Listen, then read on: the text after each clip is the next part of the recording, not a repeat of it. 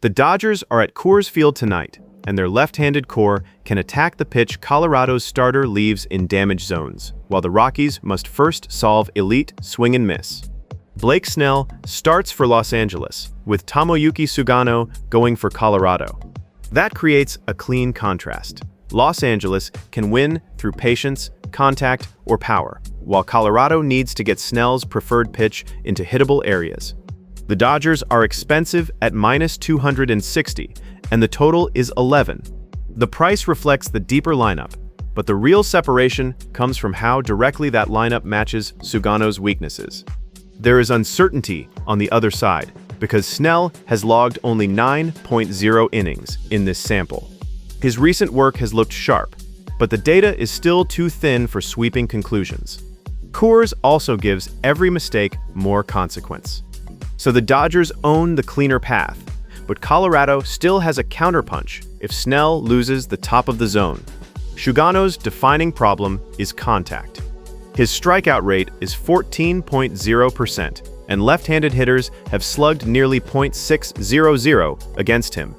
The projected Dodgers group can keep sending left-handed damage at that split.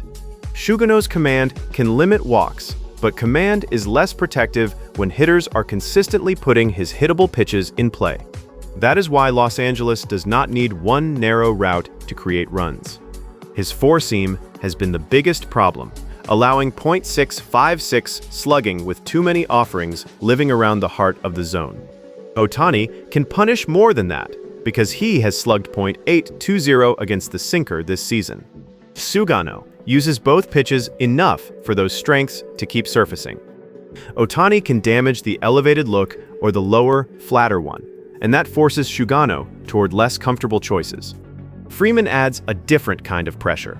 He and Muncy have both done major damage against the four-seam, but they apply that pressure differently. Freeman's contact-first approach makes it harder for Sugano to escape by simply avoiding Ohtani's power zones. Muncy brings more swing and miss, but mistakes in the zone are exactly what he is built to lift. The Dodgers can turn the same Sugano weakness into damage through very different hitters. Sugano's best answer is his primary splitter, which he generally keeps below the zone. The Dodgers cannot treat every pitch as something to drive, and chasing the splitter would let him change the shape of the at-bat. That is the main escape hatch for Colorado's starter. But if Los Angeles makes him bring the four-seam or sinker back over the plate, the matchup swings hard toward the Dodgers. Colorado's assignment is almost the reverse. Snell carries a 37.5% strikeout rate, and his four-seam arrives at 96.1 miles per hour from the left side.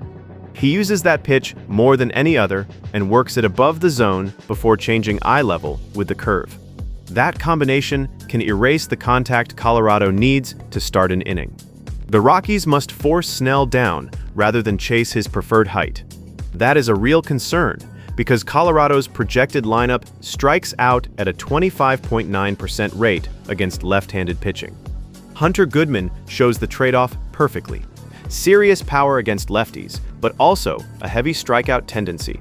If he reaches a mistake, he can change the game with one swing. If Snell gets him expanding above or below the zone, the power never enters the equation. Colorado's Thunder comes with a much smaller margin for contact. Cole Carrig offers the cleaner counterpunch.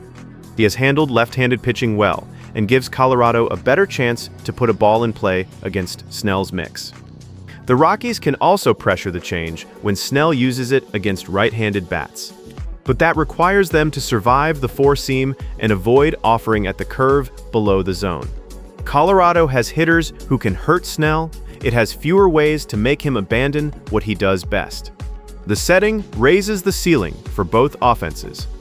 The forecast adds 56.8 feet of carry to center compared with standard conditions, and Coors already plays well above league average for runs. The wind is not the main driver.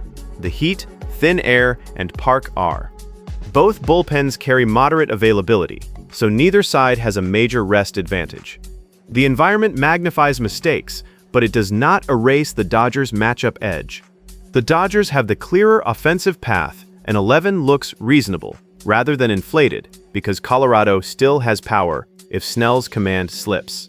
Los Angeles can attack several Sugano pitches. The Rockies need Snell to help them by missing his locations. So if you're turning that read into a card, it becomes Shohei Ohtani over 3.5 total bases for the broad damage, Freddie Freeman over 1.5 hits for the contact pressure, and Cole Carrig over 0.5 hits as Colorado's clearest counterpunch. Different props, one story. Los Angeles can create damage in several ways, while Colorado's best route is simply getting the ball in play. For a deeper look at this matchup, or any other game on the slate, you can explore the data and build your own parlays at ParlayBuilder.ai.